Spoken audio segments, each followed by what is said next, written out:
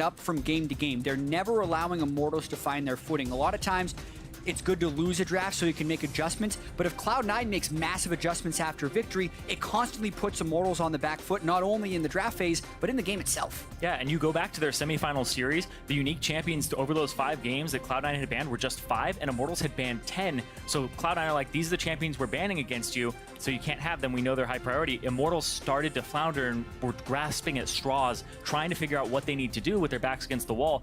See how they handle pressure here. And does Huni take Gnar? Do they first pick on that Gnar? Obviously, the jungle is still going to be a big pickup for them. ReignOver, we haven't seen him performing too well, though. So what does the priority become here? Because that's 2 matchups that Impact was able to dominate. Yeah, what I find interesting here is that they've banned away the Cassiopeia, so I feel like we're less likely to have Vladimir go through. And it also puts a weird priority on the RekSai as well. So Reaper has to make a really interesting decision here, and it's actually the Gnar that he ends up banning away, which is a little peculiar just because there are kind of 3 big champions that could go through with the Vladimir, the Gnar, and the RekSai. Yeah, also Echo jumps up in priority, and then Shen is up there too now. So there's a couple top lane champions left in that pool. I could absolutely see C9 taking Shen top and Trundle support in this game, depending on the first pick. And they don't have to necessarily take those right away because Shen's not a champion Huni will play. But that could be a very good matchup for C9. And then the other question is, do they take Vladimir? Because they don't have the Cassiopeia to play against it. Yeah, and then Malzahar is kind of the next thing in the tier list that people have been counter-picking with, but it still hasn't been that incredibly great counter because the QSS for some Vladimirs comes out even second item. Right, Karma is still available here. She went through. Sivir continues to get banned out as well with that Jhin this game. So a few other things to be left up here. Cloud9 deciding on what this next pick will be. Could easily just throw a support in there and not show too much. Could be Echo, unless it's Hana. Echo Tom Kench may be the way to go here. Yeah, that's true. Kench is still left up as well. Along with that Ashe on the board, we've seen Turtle playing it a few times. I really want to see what Reaper does here because if I was in his shoes, I would have banned the Vladimir because then they can pick the RekSai and you can get the Gnar. But here they've kind of taken away their best top lane champion or the champion they've had the most success with. Yeah, and okay. Oh, yep, there they go. Nice prediction. Well, they seem to want to group them together, especially in the draft phase, because they don't want Trundle to be able to go on the other side and shred Shen in the late game, so they lock them both down right away. But that also leaves Vladimir up for Immortals. Yeah, and it's interesting, too, because there's those 3 AD carries that you consider the top. They've left only one of them up here for Immortals, so Sneaky's going to have to dig a little bit deeper than those top 3 utility if they take the Ashe away here and the Vladimir. Yeah, Jhin and Sivir banned. The Ashe seems like the natural pick, but then Sneaky also had a lot of success on Lucian. Yeah. WildTurtle's been pretty good at Ezreal. You can even play Twitch with the Shen composition. Yeah, I definitely like the fact that Immortals has decided to change their ban phase pretty drastically because it's creating a much different environment for this draft. Cloud9's pretty much been able to kind of easily think through these games knowing they had the upper hand, especially in Game 2 against that poke comp. Now, I believe you are right. Going to have to consider a few more things with the priority and where Rush is, or ReignOver is with his Void Rush, where that arrow is coming from. And if Pobelter can go off on the Vladimir, they're making teams we've seen Immortals explode with, but they have not been able to get any of their footing in these games so far. Cloud9 trying to round out a composition that would do so. They have the Kench ability as well. That Ashe has been picked up, so they might be able to counter that lockout. I think around this... Well, you have the Trundle. Yeah. It's the Gragas. As I get ahead of myself. I would assume it's the Gragas and then AD carry Lucian most likely, but Ezreal is still up there in terms of tier list. Yeah. Maybe they want to keep their mobility high. The Lucian was so successful last game. Interesting how Sneaky wants to go Ezreal here. Probably maybe just to have a little bit more dodging of the Ashe arrows. Now what does Immortals do with the closing picks? Oh, there it is. There it is. The Yasuo is locked in. I actually looked this up just before the game, and one of the last ones we've seen Immortals play, Huni playing Yasuo was against Cloud9 when he was on Fnatic. Yeah, in Worlds, and that was against Balls' Darius. That's the throwback right there. So we're going to run it back here now against Impact. I don't think they won that game either. No. Led to a Darius pentakill. Yeah, that was Darius. We'll see what they could do this time. What will the last lock-in be? It will be from the Void still. It will be Malzahar for Jensen. Yeah, and like you said, this is one of the more common picks against the Vladimir. In laning phase, specifically, the Vladimir usually gets advantages, but the Malzahar still has some great team fighting later in the game because you can kind of neutralize the Vladimir from that sense. Immortals, though, have a whole bunch of damage from their solo lanes this time, and they have a tank line still, which is really important. Also, a lot of times, Yasuo is a tank. Exactly. So that's the new world we live in. I want to see what build he actually goes for, because we know Huni is the damage healing guy. Is it still that Phantom Dancer and that crit build with an IE, or is he going with the Frozen Force and the Trinity Mallet type build? Frozen Force build. Frozen Force. Yeah, let's do it. I've heard it both ways. Yeah. We saw Huni taking a moment to himself there on camera during the picks and bans, eyes closed, getting that concentration in. Well, we know why now. A lot of pressure put on him in the top lane with this Yasuo pick, as it is and could be game point for Immortals.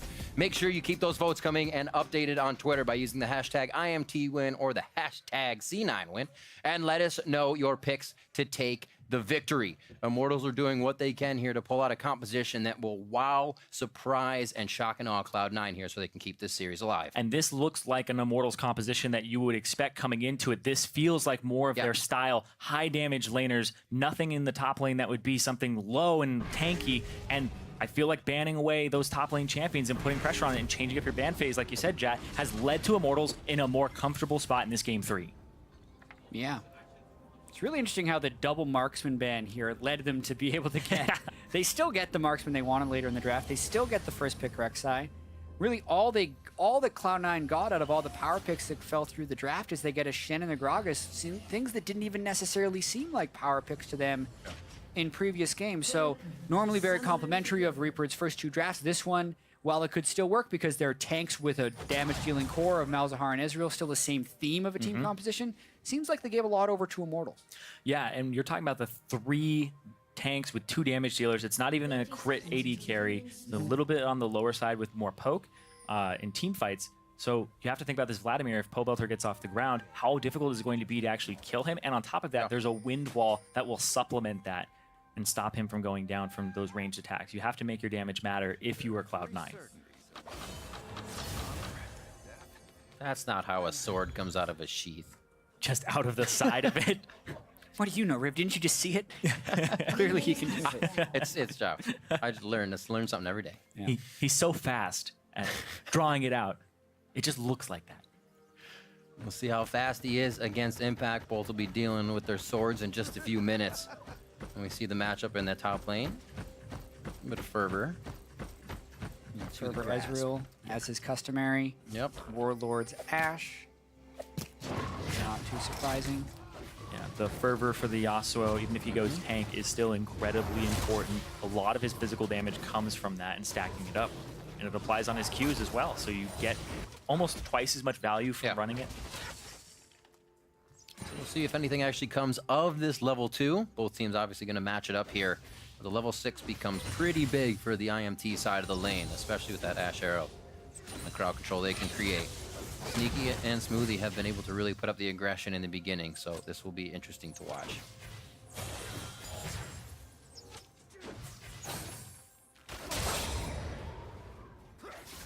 I wonder what the jungle presence will be like for the top lane as well. If Huni is left alone once again, or if they actually try to get Impact down and focus. Yeah, what types of routes are we going to see by Meteos and ReignOver? ReignOver really looking to get back to that dominance he had in the regular season. Immortals were so good with getting ReignOver just massively ahead of every single jungler. He would always just be able to predict where the other jungler would be, and he really crushed junglers whenever they try to gank. He'd always know exactly how to start them as much as possible and then cycle them over and over again. That hasn't been the case on the 6.15 patch. I think junglers were the most affected of all roles, surprisingly, when we switched from lane swaps to standard lanes, just because there was so many different scenarios you had to be ready for in lane swaps, and those scenarios just simply change when you go into standard lanes, and it's so much about active reading and active prediction, and it seems like ReignOver hasn't been able to keep that level of dominance he had in lane swaps to standard lanes. Lucky for him, though, there is an Ashe who can hawkshot and spot the Gragas at his camps, so he'll have a little bit of a heads up there.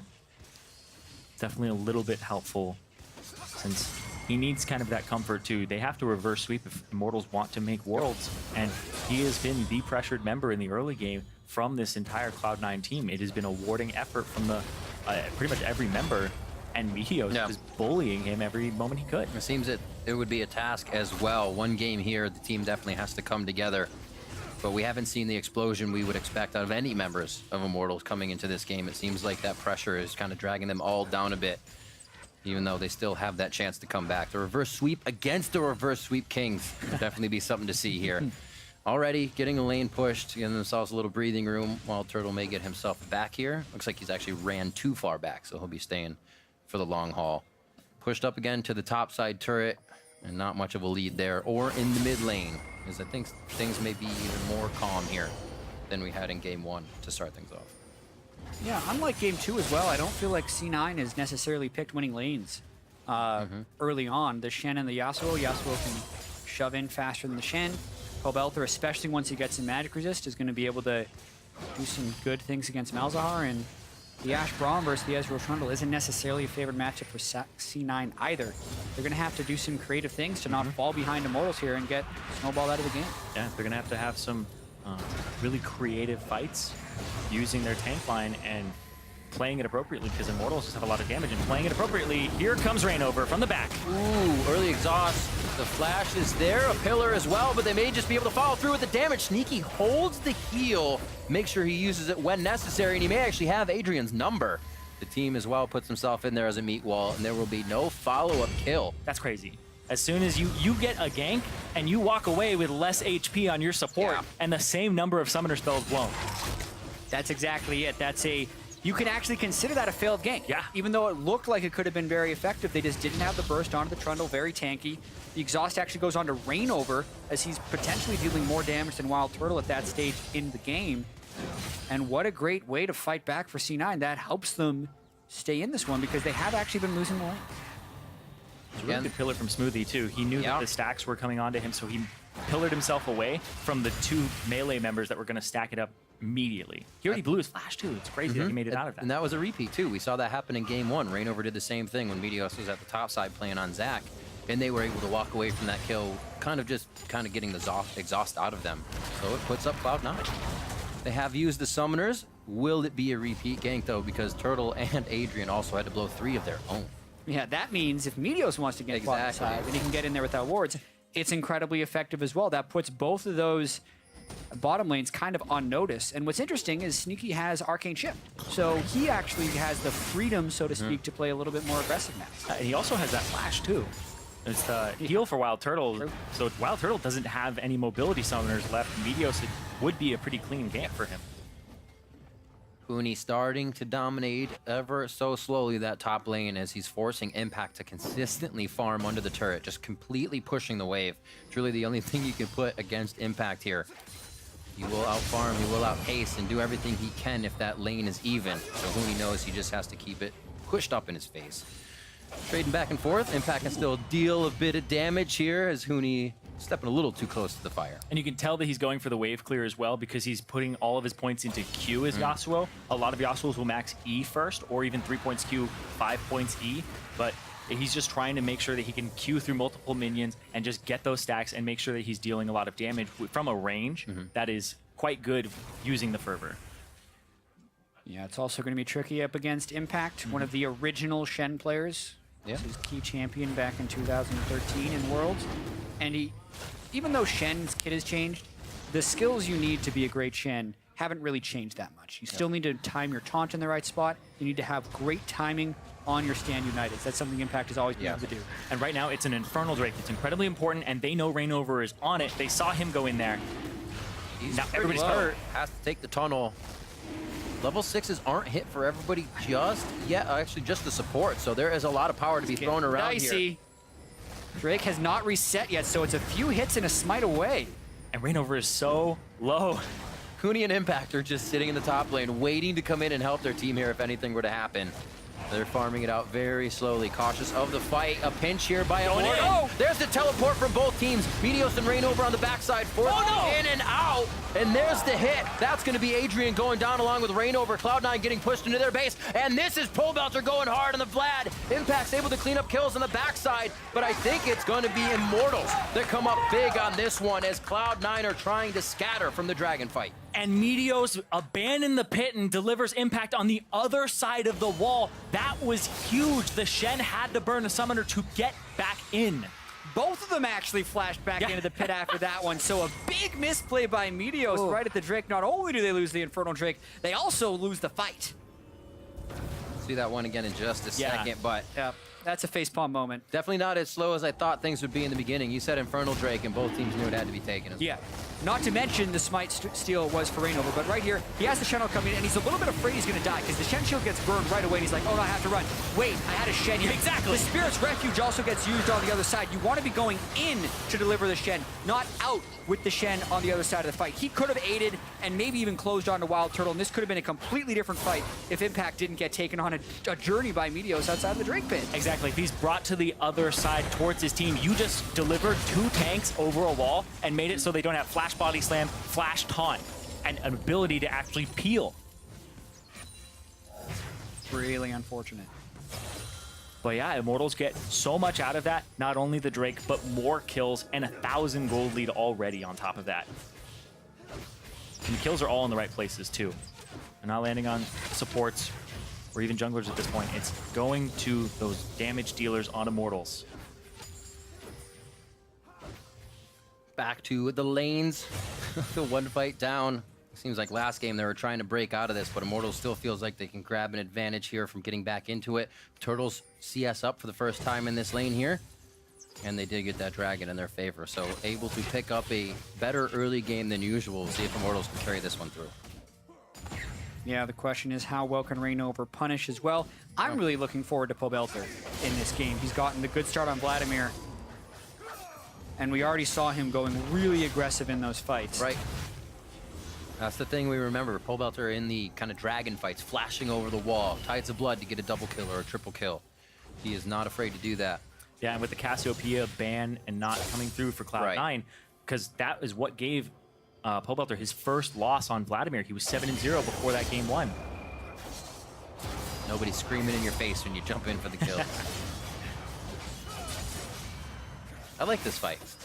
It's a very long fight, but I don't know if Yasuo wins this. He's actually just baiting. I was thinking they're just doing this to kind of eat each other's HP, but ReignOver definitely had an idea of coming in for the kill. Beautiful. WildTurtle flashes after that. Whoops. Wait, Fisher comes out. A good block or a good hit on concussive blows there. Stop him from going down. They're still going to want it. Very nice. Pillar denies him. It does deny him. Oh, he gets the shield. The ability to get away. Stand United comes through.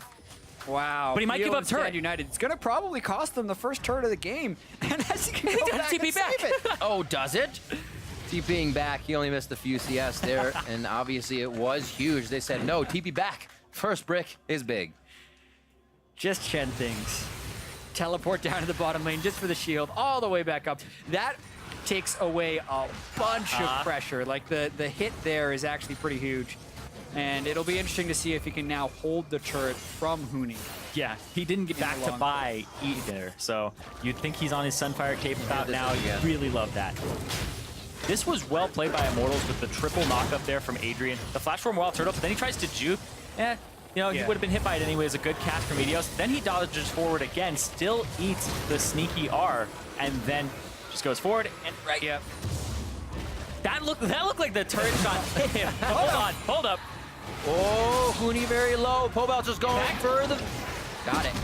Went for the pool kill. Very, very slow tick of death there. Impact falls to the floor. And now it looks like they may be able to get this to... Never mind. Jensen's coming around from the side. It's going around. ReignOver was there first, so he has the inside track, and they're going to put damage onto him. Pobelter can't get too close here. They can blow him back into the fight. He still has that cask up. Meteos decides not to throw it because of the wind wall was up. That was actually huge from Huni to save his teammates' life. Sneaky's ultimate just came off cooldown. Does he try? He's trying to route them. He has that ultimate up. No, he's going to stop. I got too excited. Solo, 3 blinking health bars. The turret still stands though, so C9 defend it and don't let the lead get out of their hands just yet. Yeah, but the kills are going over exactly where Immortals want them to. Phantom Dancer already on Huni to try and give him better dueling. Defensive itemization from Pobelter, as is customary for his Vladimir, and the 202 Vlad is going to be a problem. And the Shen just does so much damage, but Pobelter was already en route. Picks up the kill. While he's in the W, it does tick down for a % of his own HP, so the tanky build does pay off there. Takes him out, and then ReignOver has the inside track, and this is what matters, because if Jensen was here a little bit faster, if he used his Ghost to even try and get in this faster, ReignOver was just a little bit ahead of him. Meteos trying to keep him in the null. That wind wall. That wind wall stopped a Jensen auto attack. That would have finished off ReignOver. Stopped a lot. And they get the turret anyway. Solo gold onto Huni too. So he's sitting 1,200 gold up over Impact right now. And just about 3,000 gold overall. And this is what we saw Cloud9 doing in the last 2 games. Always in Immortals jungle. Now it's been flipped around. Immortals is getting the blues of C9. They're starting to steal the resources. And with that first turret, they can start to act on what we've expected Immortals to do most likely. Exactly, and I think right from the get-go, the composition just feels more Immortals-like, and that's what they're doing, is having those skirmishes and trying to put pressure on the map, whereas before, they were playing defensive and kind of waiting for spikes or waiting for moments, but Cloud9 was able to draft around that, whereas this game, it's going to be kind of a brawly game. I'm excited about that. Yeah, it's play-by-play. So the Cloud goes over to Immortals as well as that first Infernal. Phantom Dancer for Huni in the top lane to start things off, as he is going to get himself into quite a few fights. We'll see things as the ultimates cool down on the side of Sneaky as they clear waves in the bot lane. Still pretty locked into this kind of laning phase. We see Huni doesn't have a turret to fight against here. Just an impact. Yeah, and he's doing a pretty good job of it. Just wait until he gets a frozen mouth. That's going to be, I think, a pretty big problem for Impact. He got the flash out of Impact, regardless. Yeah, that also diminishes Impact if he ever does try and stand United down to a fight. So, yeah, things are consistently going over to Immortals, and I have to credit them here. After 2 pretty quick losses, 32 minutes, I believe, and 31 minutes in the next game, to change up their bans, get back to what they want to do. And what's interesting here is they still managed to pick a lot of CC in the bottom lane, which is something they haven't found the most success with since they've started doing it. But they stack it down there with WildTurtle and Adrian. They still do well in the laning phase, but they have Pobelter on Huni on very favorable matchups. Yeah, and they have a lot of ways to follow up here too. If you get a really good Braum ultimate, it's like Huni's going to jump in on that. Like he's going to be able to capitalize on that. So they still have combinations here. But that CC in the bottom lane, we haven't seen it completely play out just yet, and it's been a lot of just brawling with the top side in the middle. So Pobelter, like you said, really excited to see what he ends up doing in the later parts of this match. The other synergy we have to talk about as well is ReignOver flashing in for an Unburrow and allowing him to go in. And that speaks back to what we hit on in game 1, where Immortals really succeed when Huni and ReignOver are empowered to make plays. And then the bottom lane and kind of everyone else follows up with that. And they could very well do that with this. You unburrow on someone who gets knocked up by Yasuo, that allows an Ashe arrow to land or a Braum ultimate to then chain the knockup afterwards. And you can still allow ReignOver and Huni to be the playmakers and follow up well. And that's how I actually think it would even start, with that Ashe arrow, because nobody else can step in to help block, or you all get tornadoed. It's almost like you have to be set up for Huni here if you want to save that person that gets hit. Really great conditions that Immortals can set up for these fights. Cloud9 knows that they're staying spread. They don't want to see those. We're only 17 minutes in, and it seems like, as picked for the lanes, Immortals is able to come out on top. So this is actually really cute that I'm noticing here from Huni. The wind wall will stop the Q from returning to Shen, so he can't W on himself. So he can't actually use the Spirit's Refuge because it blocks the blade. That really sucks for Shen. Yeah. That's unfortunate. Oh, man. Oh, Today I learned. First Rift Herald coming in here as well. That's going to go over to Huni. Yeah, that's why he's been wind walling backwards every time he goes in onto Shen. I'm like, he doesn't have a projectile. What's going on? He's blocking the blade. It's nice. He's getting another advantage here, too. We haven't seen a lot of Rift Heralds actually go down since 6:15. People are focused on turrets. Shows you just how much of a lead here. As you were saying, Jatt, Immortals is able to come out with shaken. No confidence, not at all. They're feeling great coming into this game. They know each game is new. Right now, they're in that best of 3 that they need to win. And Meteos was in position to think about a dive, but the poke hadn't landed on Adrian or WildTurtle, so they call it off. And to speak about them being shaken or not, when they were coming back from the huddle, we're very close to them on stage when they're casting here. So I got to see Immortals grouped up. It was all smiles in their huddle. Like they were really excited about this upcoming game, perhaps because they felt like they had a great strategy coming into it, and they're going to let Huni play Yasuo, all these things coming together. Then just to their benefit, they also get Vladimir for Pobelter, and it's transitioning very, very well. And they had their whole support staff on stage too. And their sports psychologist. They were able to have a nice breaking chant too. And it's got to feel good for fans of Immortals as well. I was saying earlier that that's any chance for either team to win a game in that 30 minutes, and now Immortals is showing that that is a possibility. They said to get that early game for themselves here, where Cloud9 has actually really heightened their game. Yeah, and Immortals with that advantage now in their early game. They already have one Infernal. There's another one on the table in 90 seconds. Yeah. That's going to be what Immortals are going to be trying to look at here. Stopping him from being able to come back. Oh, Look at that out of range as well. Just flips it on the side. Takes a few Huni still wants this. many shots. Ooh, he tried to taunt him right back into the turret. Was just out of range of that as well. Yeah, now Huni gets to keep Impact all the way at his turret for pretty much the rest of the game because that Frozen Mallet is completed. Impact can't really go away from that safe area. And it's also an interesting conundrum too, because if he's just stacking armor, there's this Vladimir that he's going to eventually have to deal with. And oh boy. Oh, no pop-up.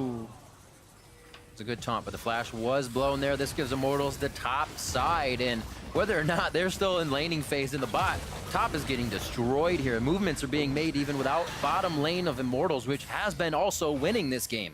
And C9 is always the ones reacting there. Jensen was stuck in the mid lane, but they might be going for a fight. Here's Jensen. Meteos flashed to put himself right in the front, threw out the cast, and it looks like they are going to be able to get Huni down here as they put enough resources towards the top side. Yeah, but that means the bottom side only has an AD carry, no support there. And this turret, I'm checking in on it right now, it's pretty much full HP, so it is going to be a lot of work to actually take it down. The question is, how aggressive do they actually want to get, though? They have Ashe Arrow. Yeah. They have all summoner spells. Adrian could walk forward, try to tag Sneaky. Yeah, they want to respect Impact's teleport, because that could hurt that fight pretty substantially. C9 still fighting back to stay in this one, but a lot of things are trending towards Immortals doing well, especially if Huni can teleport into this fight. He just respawned. Look out. Sneaky is just about to pop his Muramana. About 724 out of 750. The fight will ensue. That is Meteos taking down the dragon. Sneaky very, very low. Gets himself to the back. Jensen gets focused up a bit, and he gets locked down. Turtle with the focus fire and the rest of the team, and now they're starting to clean up one for one as they continue to push Cloud9 back. Can they get through it? Can they slalom the correct way? One cannot get it. The Tempest does not come out. Huni's just going to go for the kill. I thought he was actually going to go for Sneaky as well. And they may just decide to go here. Huni usually doesn't give up too easily. An incredibly risky move for C9 to go there. They did not want to let Double Infernal go over to IMT, but now they're down a man, and Impact desperately trying to save this turret. Going after Meteos now. This is the kind of play expected from Huni. Continuously on you. And it doesn't look like they're going to go away without taking down that turret. True Shot Barrage comes through. Adrian able to stand beside his team and jump away. Nice job by Immortals. The play that everybody has been looking for and expected to see coming into this game. And we've been talking about how this looks like more of an Immortals type composition. That's more of an Immortals type fight there, where you try to get something off of them, they start flanking you, and then they have all these damage dealers coming in from different angles. And ReignOver, not picked off before the fight, definitely helps. Gets in there, flashes, goes after Meteos. So now he's got to tunnel back in, didn't use it originally. Jensen gets hit by an arrow, interrupted. They use so much on him, even in the last breath, and they take out Jensen immediately when Sneaky was already getting chunked out on the side. And pretty much as soon as C9 got that Drake, they were trying their best to run away. I think they actually did a pretty good job of it, only suffering that one casualty on the Jensen as he was trying to lock up the Vladimir. But then they overstayed at the mid lane turret, which helps Immortals extend their advantage. Yeah, exactly. And these are, like, this is a two-threat composition from Cloud9, and if they throw everything at Jensen, Sneaky, that Ezreal, well, he's still not that same type of hyper carry, AD carry that, you know, you would usually have on a composition that is two threats and have somebody that would need protection from the Shen. So they're throwing everything at Jensen, trying to get him off the field, just so that they only have one person to kind of be conscious of or deal with. And another thing on that is like the kills haven't even been going to the right people on Cloud9. It's Meteos, who already has a Guardian Angel because he's 3-1 and 2, and he's been getting a lot of those kills in those last hits. Yeah, I'm a little surprised that Pobelter hasn't gone for a QSS for his third item.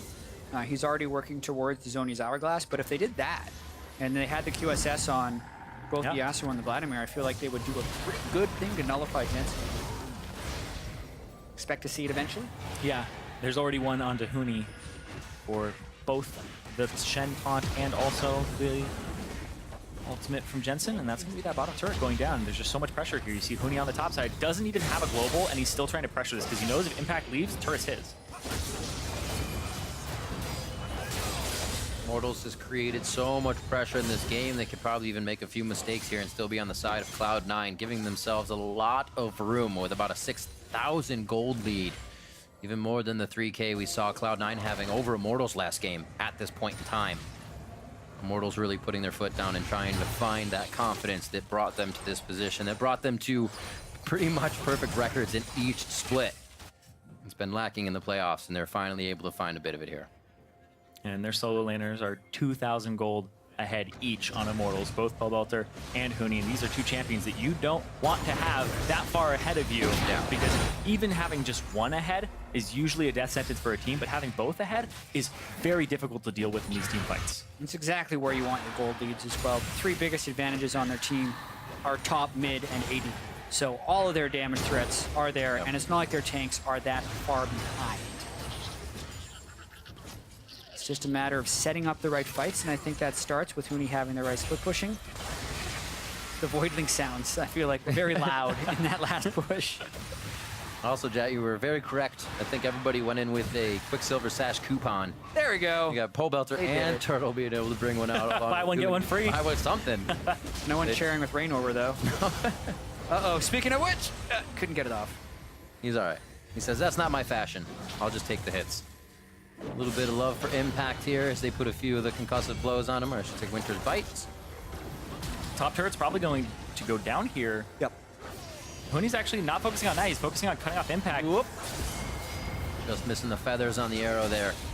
It looks like Huni's going to say, got this turret. Everybody just give me a bit of a human wall halfway across so we can get a fight going. Adrian almost giving himself up to Meteos there. Jensen in a bad spot as all of Immortals push forward. There really isn't a line here for Cloud9 anymore. They are in scatter mode, and IMT is living with slivers of health, which is pushing Cloud9 a little bit farther in the fights, only costing them more as Immortals take this one. Massive fight for Immortals, and just like we were talking about, the way they can start is if Huni goes up towards the top lane, and he was gunning for Impact Shen. C9 tried to defend him as they're running through the jungle. Immortals collapse on that. They get 3 quick kills, and now they turn for Baron. And right here, Huni sitting on his teleport right now, waiting to come in.